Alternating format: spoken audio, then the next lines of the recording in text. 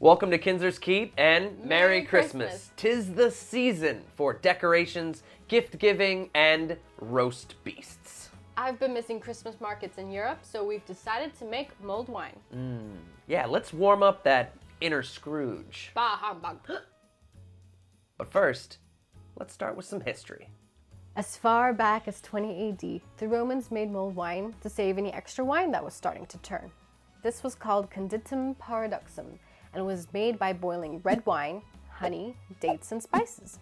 It was also thought to contain health benefits. Mulled wine reached everywhere the Romans conquered, and that's why it's very popular in Germany. But there it's called Glühwein. It's my favorite thing to drink at German Christmas markets. Then there are different variations of mulled wine, such as Feuersängenbowle, which is a German mulled wine with rum. Pa-pum-pum. And then you also have glögg, which is a Swedish mulled wine with nuts and raisins. And the list goes on, but not just with red wine, but white wine too. Then in 1843, the Flaming Bishop is mentioned in A Christmas Carol by Charles Dickens. This definitely solidified mulled wine as a Christmas staple, especially since it's so hard to be a Scrooge when sipping on something so undeniably tasty. So, which recipe are we making? Well, we like to pick bits and pieces from different recipes, which offers us traditional spices like cinnamon, clove, and nutmeg. We're going to be roasting oranges, throwing in ginger, and medjool dates? Yes, some dates. There's no honey in this recipe, but there will be brown sugar. And there just might be room for some allspice trim. Well, now that we've been mulling it over, let's make it. Last Christmas I gave you Cabernet, but the very next day you threw it away. This time, let's make some mulled wine and never waste anything extra.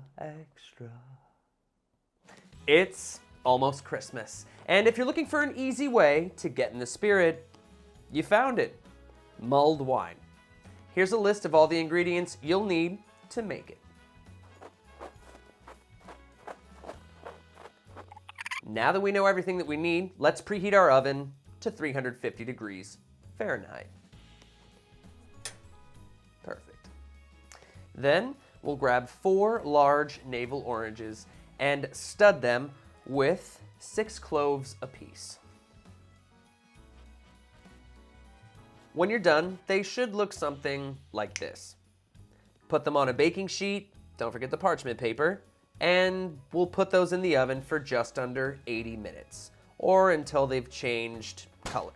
Now, while our oranges are roasting, let's prepare our spice blend that's gonna go in the bottom of our mulled wine pot. So let's grab a small bowl.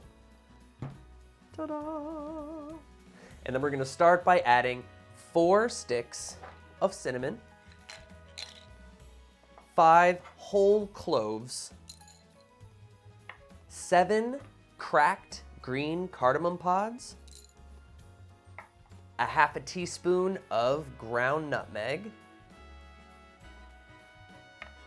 40 grams of peeled and thinly sliced ginger, 10 quartered medjool dates, and 1 heaping teaspoon or tablespoon, of crushed black pepper. I always start little with pepper and I end up back at a tablespoon. Now that we have our spice blend, let's put that aside. And since that only took about 2 minutes, all we have to do is wait for 78 more. And we're gonna do it together. Ready?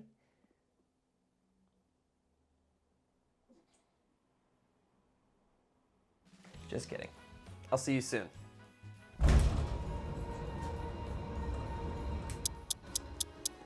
It's been about 80 minutes, so let's take those oranges out of the oven and cut them in half. Then we're gonna juice them using our electric citrus press. Now you should get around 1.5 cups of orange juice. When you're done juicing, set that aside and let's move to the stove. Place a pot on the stove and put the flame on high. In comes the spice blend. Let the spice roast for about 15 to 30 seconds as you move them around so they don't burn.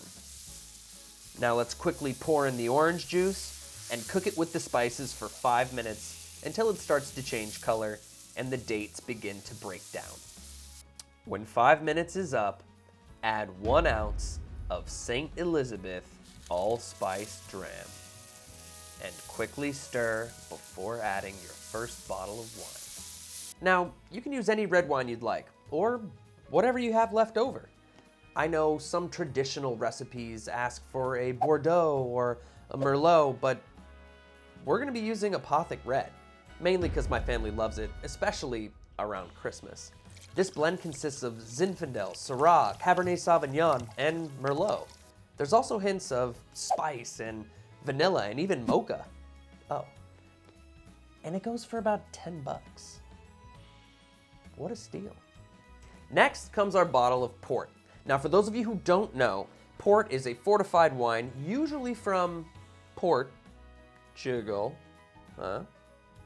It's bold and it's sweet, and it's usually enjoyed as a dessert wine. Now, there's a few different brands out there, but as you can see, we're using Cockburn's Ruby Porto. It just has this delicious berry taste with it that's gonna work perfectly with our red blend. Now, there's also Tawny Port out there, and that has more of a caramel or nutty flavor, so whatever you like. But since we've added our wine, now we wait. And when the wine gets hot enough, it creates a vapor. That's what we're looking for. Turn the heat off right before it starts to simmer and add your 1/2 cup of brown sugar. Stir the sugar in until it's dissolved, and then you're ready to serve. Throw it in a fancy punch bowl or keep it in the pot.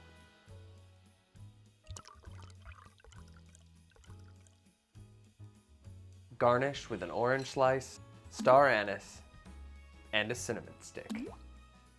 And that's mulled wine.